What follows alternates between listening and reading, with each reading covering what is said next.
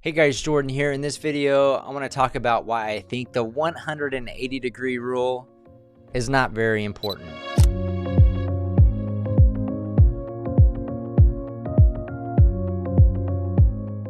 All right, so the 180 degree rule is the rule that states you should double your frame rate. And this originated from old school cameras where they had actual film and they had something where it would only expose 180 degrees. So the film wouldn't become overexposed, right? It would be spinning.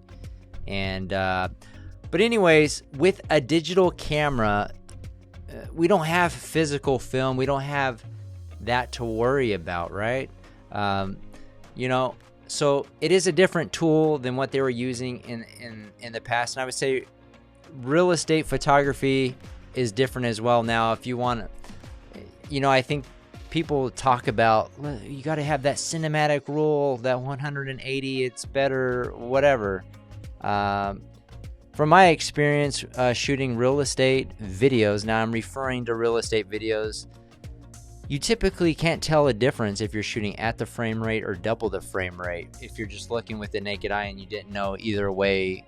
Now there are certain types of videos, I'm sure you could make one that shows where you can, if you're really looking at it, you might be able to tell the difference. But honestly, that's not the variable that I would focus on if you're doing real estate videos. Because now with these new cameras, there are a lot of different variables, right? You got shutter speed, you have your aperture setting, you have your ISO setting. I think, those are the biggest settings that you'll have to do. But like I said, I personally, it's hard to tell, if one was shot at the frame rate or double the frame rate. So a lot of times, if we're shooting real estate videos and we're recording in 60p, because a lot of times our media specialists have a tendency to move a little bit too fast. It just gives us greater flexibility during the editing process to slow it down without trying to create extra frames or doing some post-processing on it.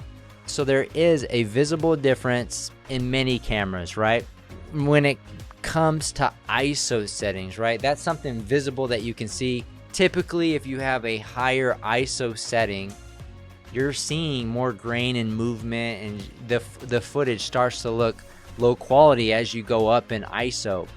Now, if you are doubling your frame rate, so in our example, say we're shooting in 60p, we're doubling our frame rate to 120 to try to follow the 180 degree rule. That's half the amount of light, and typically the ISO setting is going to be double just to compensate for a faster shutter speed at the 120, when we could lower it at the 60, or if we set it at 60, we're going to have a less noisy image, and ultimately the visible end product is going to be better. Now, depending on your camera, like I said, some cameras perform much better these days, like the A7S III, which I use. You can push the ISO range quite high and it's going to be doing well, so you could get away with doubling the frame. It doesn't really matter. You just kind of got to manage the variables to get as clean footage as you can. And but I would say typically Canons don't do as well at higher ISO settings. Nikons do pretty good, but I don't know why so many people are stuck in this 180 degree rule, right? When you have so many other variables to consider. And you should test on your own. Your camera, shoot at frame rate, shoot double the frame rate. Is there a visible difference? Can you tell a difference? Shoot at one ISO setting and double that ISO setting. Can you tell the difference? At what point does your footage start to fall apart? And then from an aperture setting perspective, how much light can your camera let in before it starts to look, got a depth of field look, or the mountains in the distance aren't sharp, right? So I think there's so many other things like composition that you should be focusing on when you're shooting, versus, you know, following conventional wisdom from times past, you know, especially when you're shooting at higher frame rates like 60.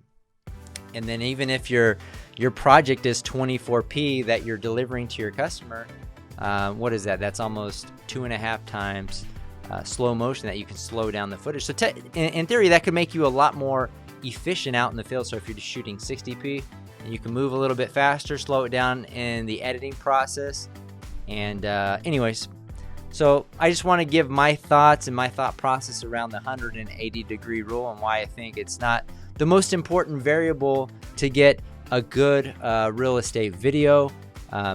You know, if you have any questions or disagree or have comments, leave them below. More than happy to read your input. Maybe you have a different take, and maybe, you know, you can see visible, but from my experience, when I'm looking at it on a device that customers are typically viewing it on, which would be something like an iPhone, not all that visible. So anyways, that's going to do it for this one. If you're interested in learning more about the real estate photography business, you can check out my free workshop. The link is in the description below.